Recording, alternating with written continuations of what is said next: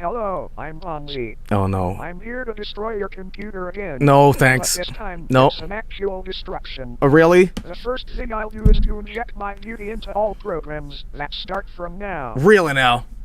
Oh, Doesn't it look no! great? No! No! I would not Hey nerds, Vino here with a servant guide on Bonzi Buddy. A bit of a weird crossover, but let's roll with it. Bargain Basement is an Arts-Quick hybrid, but moreover, she's our first Moon Cancer servant. Moon Cancers are pretty interesting in that they have class advantage against Avengers, while having disadvantage against Rulers. Given that Rulers are incredibly rare, you can bring Baby Boomer to a lot of fights. Blue Ball's first skill is 10 crowns. This is a targeted debuff cleanse and heal that also grants a one-time debuff immunity. On defensive teams the heal is quite nice, since your effective health is very high to begin with. Very handy. Skill 2 is Golden Grail. This is a stun that also purges evade and invuln. Bit of an odd combo as there's only one Avenger with any sort of hard mitigation. Guess Jalter's gonna have a bad day. Skill 3 is Self-Modification. This one's a 3-turn buff that augments crit strength and star absorption. Her absorption is quite low, on par with the caster, and the skill's magnitude isn't ridiculously high. The damage is quite nice though.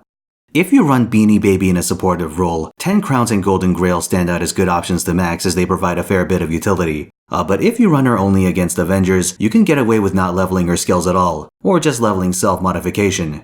Cheapskate.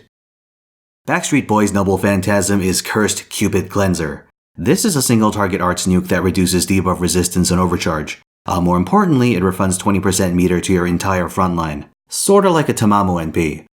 In arts teams, that's a crazy degree of acceleration and totally abusable, though not to Tammy levels.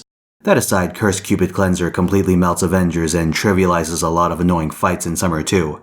Getting Bad Breath to NP5 is critical.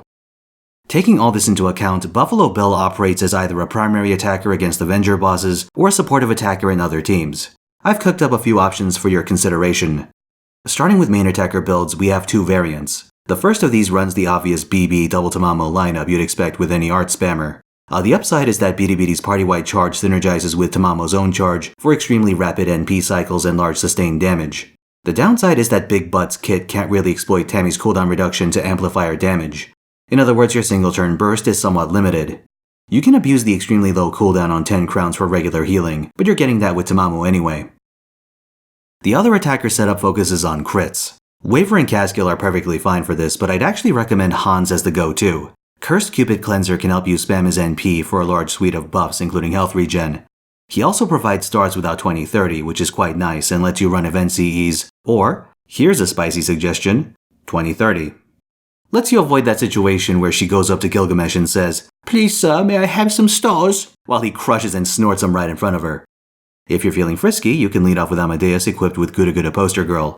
This lets you cap out stars right off the bat to jumpstart the process. Next up, we have a wishy-washy Vlad composition.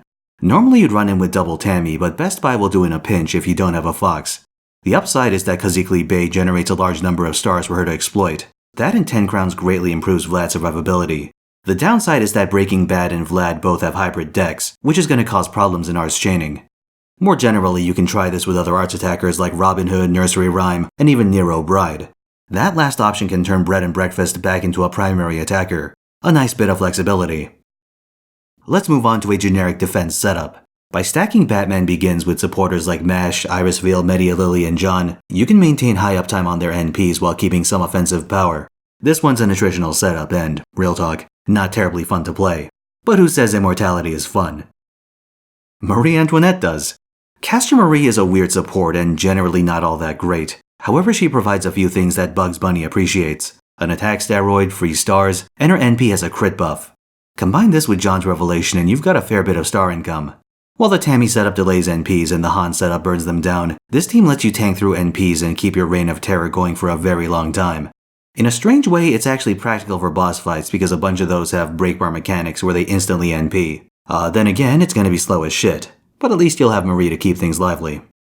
For craft essences, we've got a number of standout picks. Black Rail adds a nice bit of damage for your NP spamming. Formal Craft and Cuter and Jet also work for that kind of team. Golden Sumo gives general damage, and another ending is good for the crit setup. Summer Little has awkward stats, but it gives NP generation, NP damage, and crit damage, which are all things that Barnacle Boy wants. Summer Little is coming up in the second summer event. On a final note, Breaking Benjamin has an abnormally low death rate for a playable servant. For instance, Altria has 21%, but BB has 0.6%. That's the kind of number you'd see from enemy servants, and because of this, she can take NPs from characters like Lobo and First Hassan, and unless she dies from direct damage, she'll survive. So how is Bonzi Buddy? Well, she's the only game in town when it comes to being a single target moon cancer. She's also the only game in town when it comes to being an AoE moon cancer, but that's the other BB. This alone makes her one of the most valuable welfares in the game, and her utility's pretty good too. At worst, you can still use her as Arch Team filler. That said, she's got some weaknesses. Her low attack infused steroids means that outside of Avenger and Berserker battles, her damage is quite poor, with her attack stat just barely beating out Siegfried. That's a nuisance, but Beavis and Butthead is still valuable, and you really don't want to miss her. That's all I got. If you enjoyed this video, by all means like, subscribe, and watch me stream on Twitch. Links below. See you next time.